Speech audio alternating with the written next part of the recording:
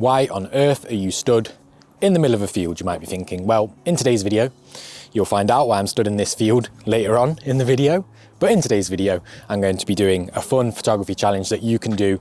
It can really help to boost your skills behind the camera and also ignite some inspiration when you need it most. So let's get into it.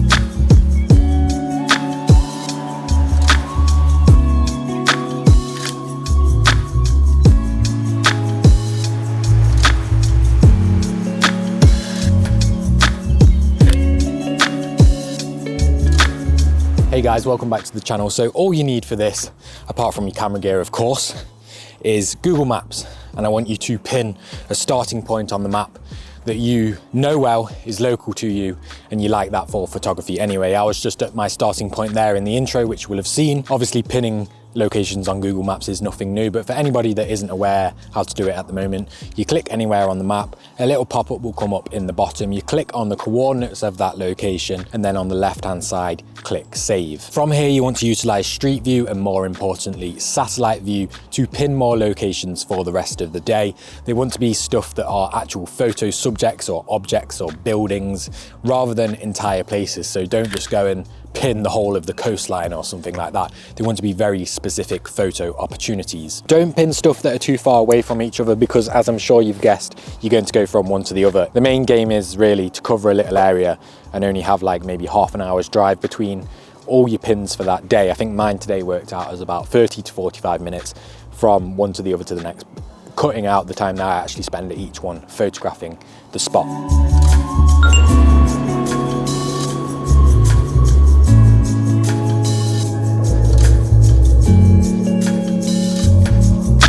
All right, so second pin for this morning of photography today. Well, we're actually nearly into the afternoon now, to be fair, but it's an old building just behind me here. I'm gonna jump out, keep the action cam on because it's not really a suitable place to leave the tripod up with the second camera running.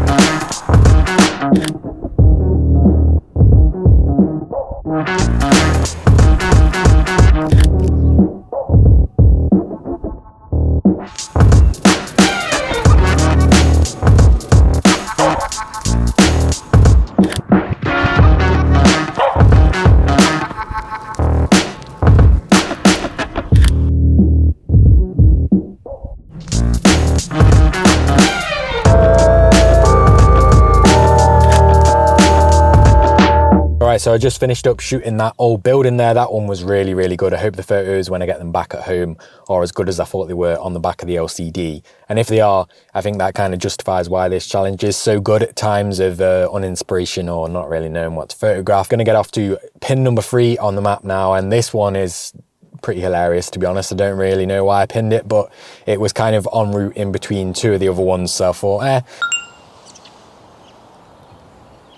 So firstly, obviously, it kind of goes without saying, one of the benefits of doing this little challenge is it gives everyone an introduction to using the power of Google Maps for photography. Now, I'm sure everyone's used Google Maps to find locations before, but maybe you're not yet pinning all your photography spots on the map to remember to come back to keep a note of, or maybe you haven't yet used Satellite View and Street View to really jump in there into the nitty gritty of the map and find stuff that are unlabeled and hidden gems and ruins and stuff like that, rundown buildings that aren't going to show up on the map because they're not quote unquote a landmark.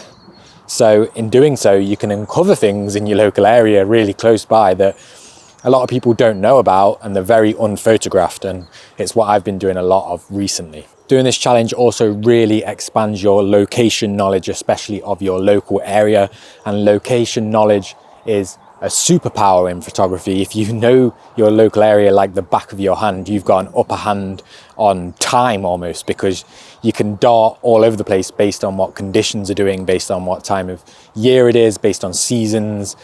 You kind of have an inner insight of where to go at what time, and that is absolutely invaluable when it comes to taking good photos. So you know what, I was laughing in the car before about the fact that I pinned this, but I'm actually quite happy about it now that I've got here. It's a bandstand for anyone wondering, with a bit of a mural type situation in the back there on the brickwork.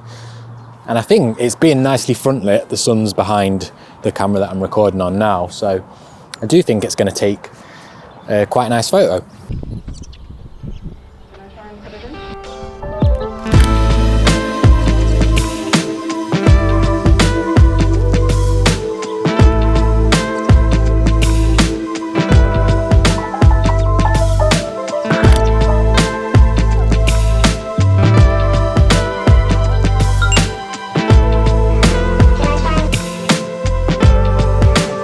So what are we on? 1, 2, 3, 4th pin, number 4, is this disused former windmill in the background here. Obviously would have been 100 times cooler if it was still a functioning windmill, but worth a visit, worth a shot. It's situated in this lovely cornfield. Is a public footpath up here, so you can come check it out and not worry about being shot by a farmer. I think, anyway. So if this video never airs, then I've been shot by a farmer. But let's see what we can get, see if we can get a couple of angles of it, maybe a low angle with it on the horizon line and some of this yet to grow corn playing a nice foreground role. It's going well so far, I think, maybe.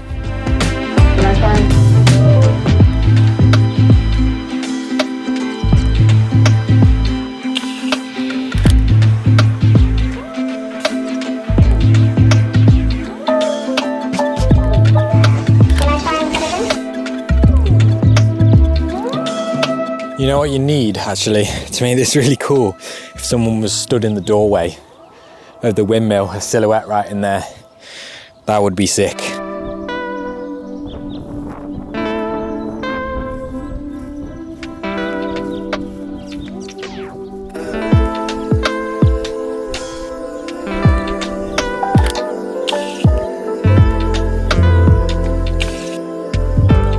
So the other great thing about taking this approach in photography, or at least this challenge in particular, is you're creating your own sort of visual record of your local area or any area that you visit and do this. You know, you're capturing a bit of history because you probably are going to be pinning stuff on the map that aren't typically, you know, crazy epic over the top locations. And in the era of quote unquote banger Instagram photography, I hate the word bangers, man.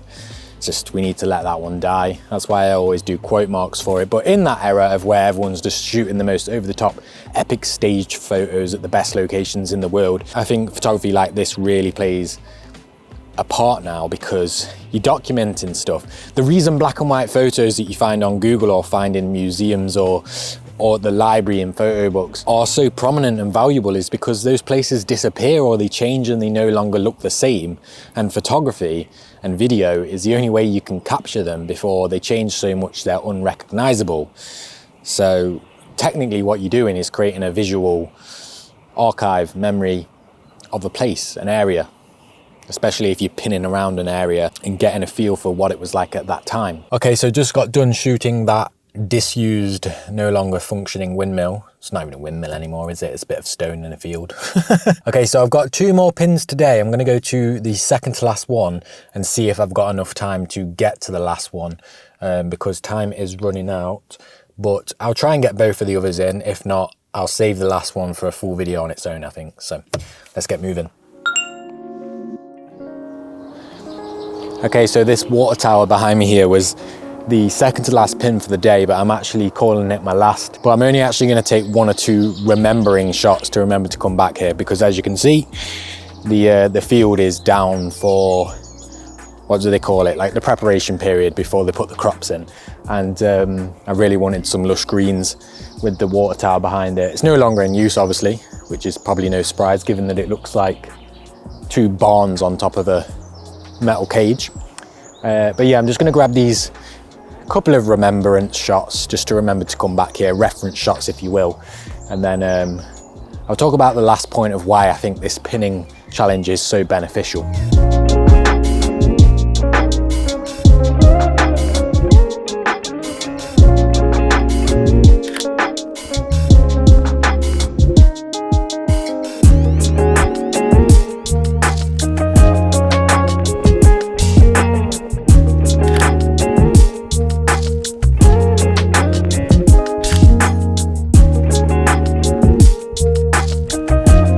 Okay, so lastly, I think this sort of photography day challenge approach, however you would like to look at it, really encourages, and this is probably the best benefit in my eyes, it really encourages photography spontaneity, going out to deliberately capture photos that you might not look twice at if you drove past them, walked past them. And I think it is becoming quite a common theme at the minute amongst photographers to have a drive to go out and capture these more mundane subjects, everyday things, and challenge yourself to make them look beautiful. Because we have become so overwhelmed with the Instagram highlight reel only style of photography where it's ridiculous and over the top, I think we're starting to see a shift towards photographers that are starting to see the significance and the skill level in being able to capture something so everyday and normal.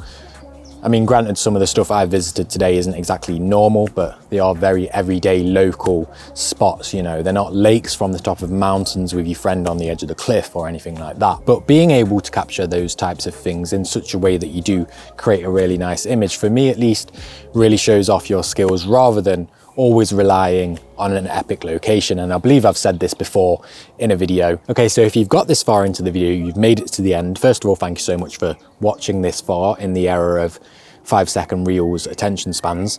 And you think that you're going to give this challenge a go, give it a go and then tag me in the photos on Instagram, if you're on Instagram, of course, because I'd love to see other people doing this and I'd love to see your images as well. So it's @distant on Instagram, give me a tag or even DM me if you want to, and I'll check those out, of course. But with all that being said, that's going to be it from me in this one. I hope you enjoyed it, and I'll save that last pin that I had pinned today for another time, another video.